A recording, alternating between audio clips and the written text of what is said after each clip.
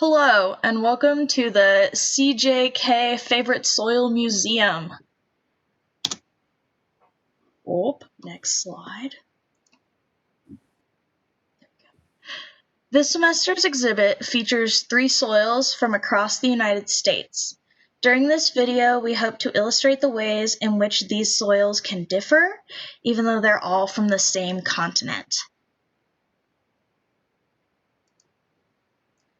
Our journey will start in the West with the Kremlin series.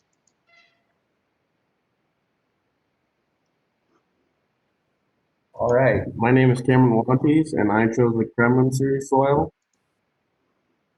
The soil is found in the southeastern corner of Montana.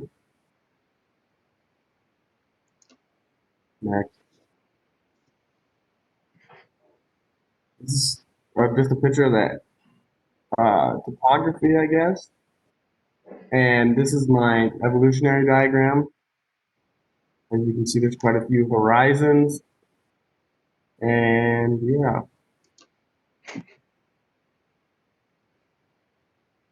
This is my annual water budget for my series. What's kind of interesting about this soil is there's no recharge or surplus. So that's pretty interesting. As you can see, most of our precipitation is received in early summer. And besides that, it is pretty dry, pretty arid.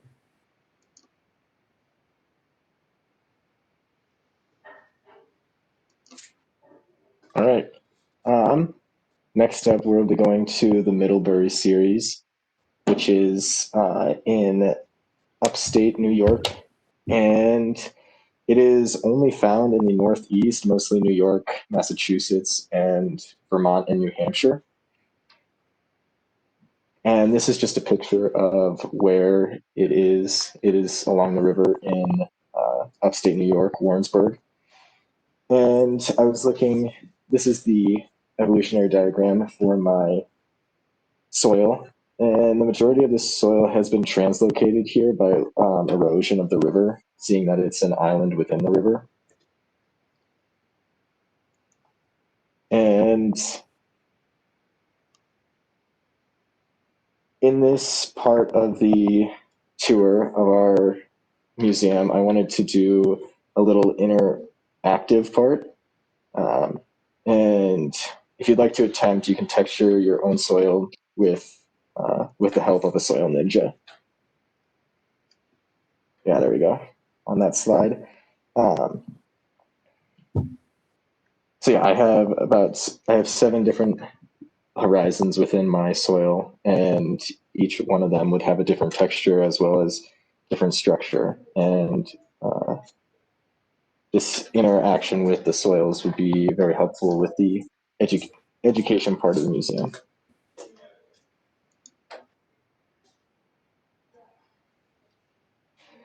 This is the moisture regime data for the Middlebury series.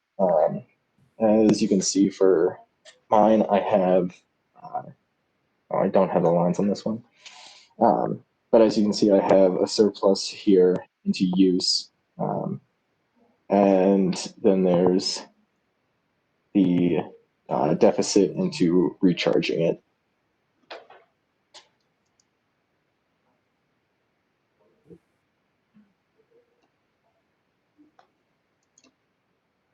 And then on this slide, I just wanted to include the vegetation that can grow within the area. There it is. So willows, as well as many other types of trees can grow in that area. All right, and then on to the Mattapique, our third soil. The Mattapique is also found in the eastern United States. It was sourced from Levittown, Pennsylvania for my data. This is just a picture of the surrounding area of Levittown. Here's a nice bridge with some water to show the moisture and vegetation area.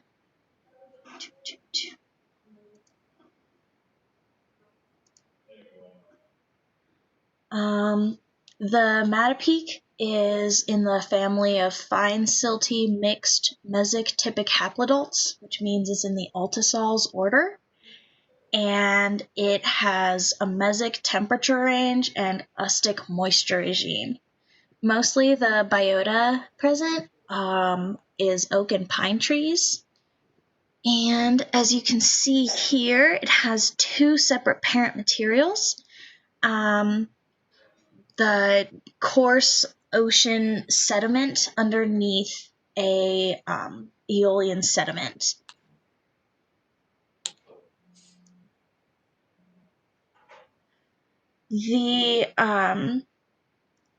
This soil is often found on coastal plains between upland interfluves and side slopes, and it usually has an elevation of 5 to 125 feet.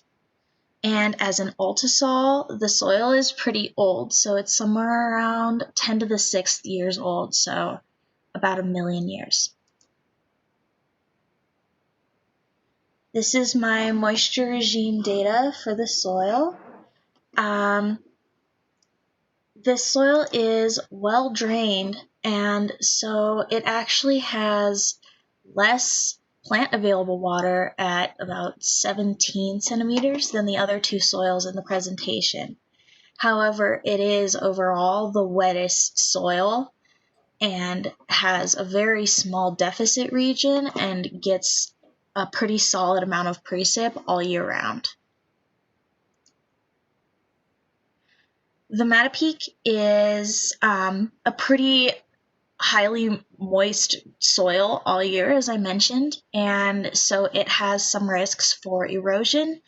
It's best left as sort of a natural habitat. A lot of times there is urban development over this soil, but it can also be seen used as a nature area or as a hiking trail region.